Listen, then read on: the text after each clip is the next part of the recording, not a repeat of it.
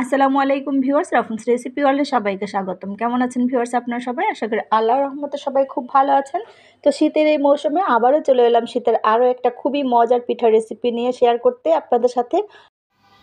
আজকে আমি চট্টগ্রামের ঐতিহ্যবাহী পাকন পিঠার রেসিপি শেয়ার করব। যারা এটা খেয়েছেন তারা তো জানেন কতটা মজার, আর যারা কখনো খাননি তাদের জন্য আমার আজকের রেসিপিটা। তাহলে চলুন মূল রেসিপিতে। তো প্রথমে চুলাতে প্যান বসিয়ে ঘন দুধ নিয়ে নিয়েছি। দুধটা আমি জাল করে এখানে হাফ কেজি করে নিয়েছি। প্রথমে জাল করে নিয়েছিলাম। তো এখন দিয়ে দিচ্ছি হাফ কাপ চিনি। চিনিটা আপনারা আপনাদের টেস্ট অনুযায়ী দিবেন। আর দিয়ে দিচ্ছি 2 টেবিল চামচ পরিমাণ ঘি। অবশ্যই ঘিটা দিতে চেষ্টা করবেন, তাহলে এই পাকন পিঠাগুলো অনেক বেশি ভালো লাগবে। আর এই পিঠাগুলো এতটা মজার হয়, যখন আপনারা নিজেরা তৈরি করবেন তখন নিজেরাই বুঝবেন। তো চুলার জালটা বাড়িয়ে দিয়েছি। বলক ওঠার পর 2-3 মিনিট আমি এটা জাল করে নিব। আর এই পিঠাটা কিন্তু খেতে ভীষণ মজার। আর এটা ময়দা দিয়ে তৈরি করা যায়। আপনারা চাইলে চালের গুঁড়া দিয়েও করতে পারেন। তো চালের গুঁড়া না থাকলে ময়দা দিয়ে করতে পারবেন। তো বলক ওঠার পর 3 মিনিট খুব সুন্দর করে আমি জাল করে নিয়েছি। এ পর্যায়ে দিয়ে দিচ্ছি নারিকেল বাটা হাফ কাপ পরিমাণ। তো আপনারা স্কিপ করতে পারেন। তো আমার কাছে মনে হয় যে নারিকেল বাটাটা দিলে, যে কোনো পিঠা নারিকেল দিলে খেতে বেশি ভালো লাগে। আর পাকন পিঠাতে নারিকেল দিলে কিন্তু অনেক বেশি ভালো লাগে। আপনারাও কিন্তু এভাবে নারিকেল দিয়ে করে দেখবেন। তো নারিকেল দেওয়ার পরে 1 মিনিট জাল করে নিয়ে নিয়েছি। আর এখানে দিয়ে দিচ্ছি 2 কাপ ময়দা। তো চুলার জালটা এ পর্যায়ে আমি একদম লো হিটে করে দিয়েছি। খুব সুন্দর করে মিশিয়ে খুব সুন্দর একটা ডো তৈরি করে নিব। পারফেক্ট একটা ডো তৈরি করে নিব। আর পিঠাগুলো কিন্তু তৈরি করতে সময় কম লাগে। সামান্য কয়টা উপকরণ দিয়ে এই মজার পিঠাটা তৈরি করে নেওয়া যায়। আর দেখবেন বানানোর পর পরিবারের সবাই খুব খুশি মনে খেয়ে ফেলবে। ডোটা কিন্তু রেডি করে নেওয়া হয়ে গেছে। তো চুলা থেকে নামিয়ে নিয়েছি একটা বোর্ডে। আর হালকা ঠান্ডা করে তারপর মথে নেব।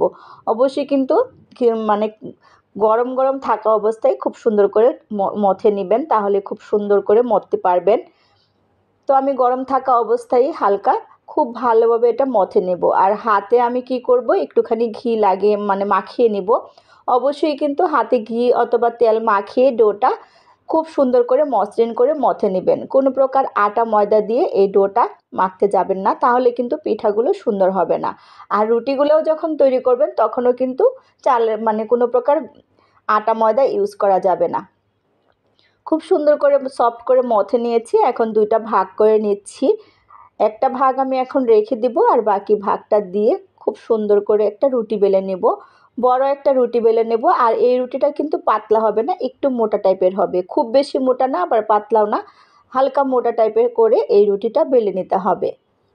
তো আমার রেসিপিটা ভালো লাগলে বেশি বেশি করে ফ্রেন্ডস ফ্যামিলির সাথে শেয়ার করে দিবেন। আর যে যেখান থেকে দেখছেন অবশ্যই কমেন্টস করে জানাবেন। আর যারা ফেসবুক পেজ থেকে আমার ভিডিওটা দেখবেন, প্লিজ আমার পেজটা ফলো দিয়ে রাখবেন আর বেশি বেশি করে শেয়ার করে দিবেন। তো রুটিটা আমি কিভাবে বেলে নিচ্ছি আপনারা দেখে বুঝতে পারছেন। তো আমার রুটিটা কিন্তু দেখুন এ পর্যায়ে সুন্দর করে বেলে নেওয়া হয়ে গেছে। আর এখন আমি আপনাদেরকে এর পুরুত্বটাও দেখিয়ে দিব যে কতটুকু মোটা করে আমি রুটিটা বেলেছি, ঠিক এরকম হবে।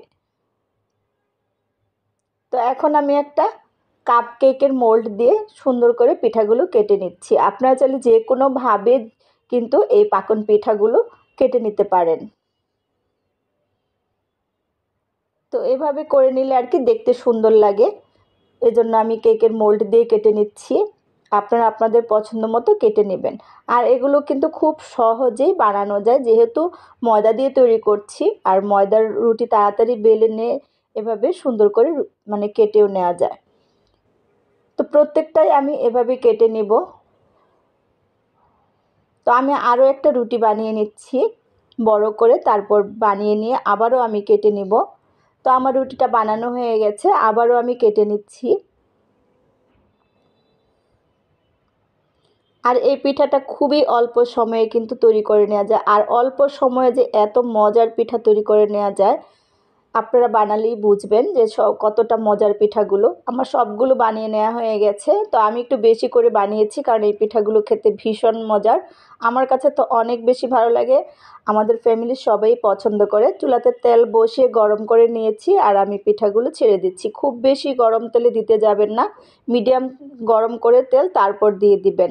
আর অবশ্যই কিন্তু একটু সময় নিয়ে আস্তে আস্তে পিঠাগুলো ভেজে নেবেন। এই পিঠাগুলো কিন্তু ভেতর থেকে হবে নরম আর উপর থেকে একদম মুচমুচে।